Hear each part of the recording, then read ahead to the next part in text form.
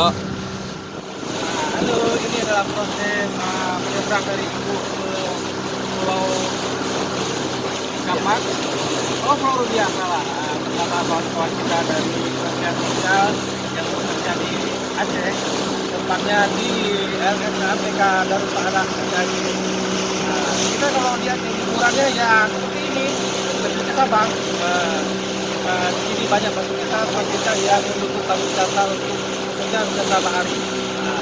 Bisa dilihat tuh view ada beberapa penginapan di sana yang harganya masih terjangkau buat kita.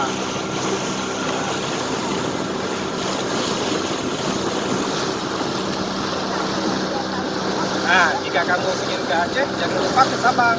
Nanti kita akan antarkan ke 0 km nolnya barat Indonesia. Sekian, terima kasih.